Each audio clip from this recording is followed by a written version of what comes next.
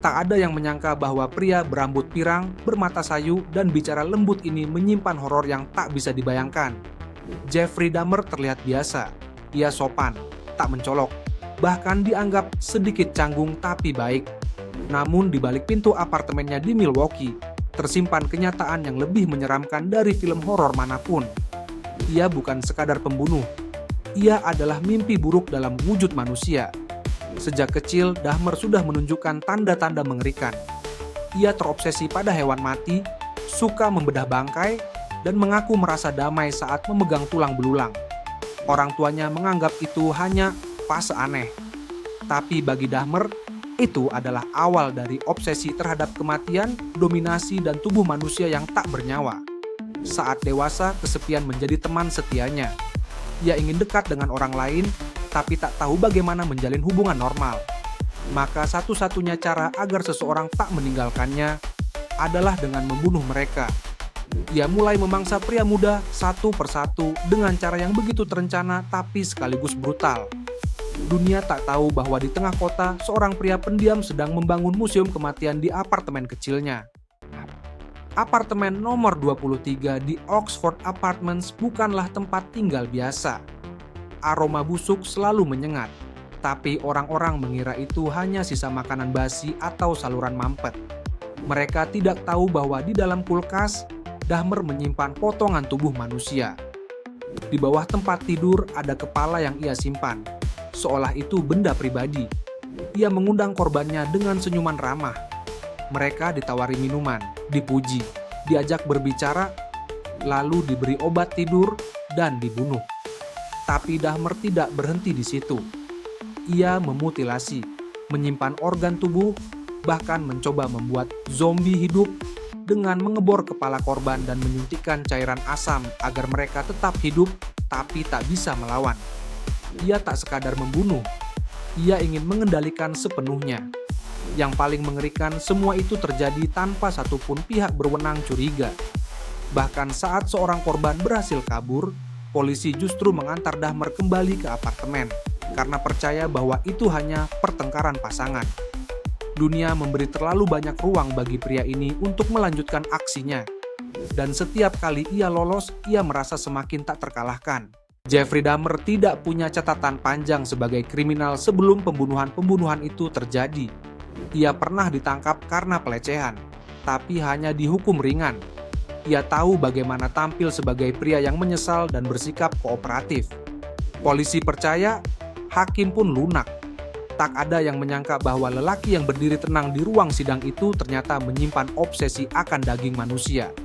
Yang lebih menyakitkan, sebagian besar korbannya adalah pria kulit berwarna, kelompok yang sering diabaikan oleh sistem hukum. Ketika keluarga korban melaporkan kehilangan, laporan mereka sering tak ditanggapi serius. Stereotip dan diskriminasi membuat Dahmer bisa terus beroperasi, seolah-olah ia tak terlihat. Seorang pembunuh berantai bisa lolos begitu lama, bukan hanya karena ia licik, tapi karena sistem memilih untuk menutup mata. Orang-orang yang tinggal di sekitar apartemennya sering mencium bau busuk dan mendengar suara aneh. Tapi setiap kali mereka melapor, Dahmer dengan tenang berkata, "Saya baru memanggang daging rusa," atau "Kulkas saya rusak." Dan seperti biasa, orang lebih percaya pada pria kulit putih yang terlihat rapi daripada pada warga kulit hitam yang penuh kekhawatiran. Ketidakpercayaan sistem itu menjadi sekutu terbesar sang pembunuh. Ketika akhirnya tertangkap, tidak ada yang siap dengan kebenaran yang terungkap. Polisi yang masuk ke apartemen Dahmer menggigil ketakutan. Mereka menemukan foto-foto sadis, bagian tubuh dalam toples, tengkorak yang ditata, bahkan altar dari tulang belulang. Jeffrey Dahmer mengaku membunuh lebih dari belasan pria, dan ia menceritakan semuanya dengan tenang, tanpa ekspresi. Ia tidak mencoba menyangkal, tidak berteriak minta ampun. Ia hanya berkata, "Saya tidak tahu kenapa saya melakukannya, tapi saya tidak bisa berhenti." Psikiater mencoba menganalisisnya. Apakah ia gila? Apakah ia sosiopat? Atau hanya seseorang yang kehilangan batas antara cinta dan obsesi? Tapi yang lebih mengejutkan adalah betapa dingin dan logis cara berpikirnya.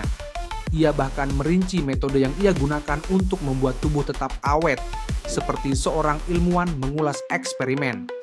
Pengakuan itu mengguncang Amerika. Warga berdemo. Media memberitakan tanpa henti. Para keluarga korban menangis histeris di pengadilan, berteriak. Bahkan ada yang pingsan. Tapi Dahmer tetap tenang. Ia tidak meminta maaf. Ia hanya berkata bahwa ia layak mati. Dunia tidak hanya menyaksikan kengerian dari seorang pembunuh, tapi juga kegagalan kolektif dari masyarakat yang membiarkan seorang monster hidup di tengah-tengah mereka selama bertahun-tahun.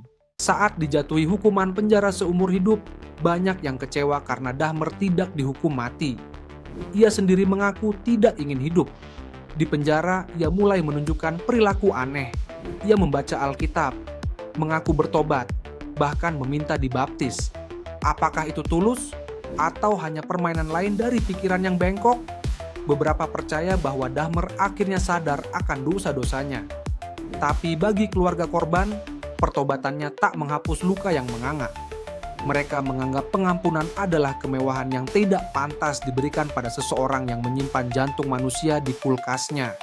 Dan mungkin balas dendam adalah satu-satunya cara mereka merasa ada keadilan. Akhirnya, seorang narapidana lain menyerangnya di kamar mandi penjara.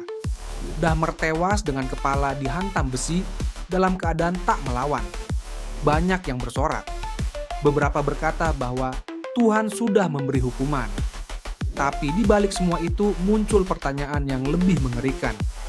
Apakah Dahmer benar-benar satu-satunya monster? Atau apakah masyarakat juga ikut membentuknya dengan pengabaian, kebencian, dan kesepian yang dibiarkan tumbuh? Kisah Jeffrey Dahmer bukan hanya tentang pembunuh berdarah dingin. Ia juga tentang bagaimana seseorang bisa berubah menjadi monster, bukan dalam sehari, tapi lewat bertahun-tahun kesepian, kegagalan komunikasi, dan sistem yang terlalu lama tutup mata. Dahmer tidak lahir untuk membunuh, tapi ia juga tidak pernah ditolong untuk menyembuhkan pikirannya.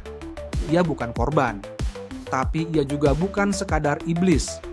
Kengerian Dahmer menunjukkan bahwa kejahatan bisa bersembunyi di balik wajah paling ramah, di balik senyum sopan tetangga, bahkan di dalam kamar apartemen yang tampak biasa. Dunia tidak akan pernah benar-benar pulih dari apa yang telah ia lakukan. Tapi kisahnya harus terus diingat, bukan untuk ditakuti, tapi agar kita tak mengulangi kelalaian yang sama.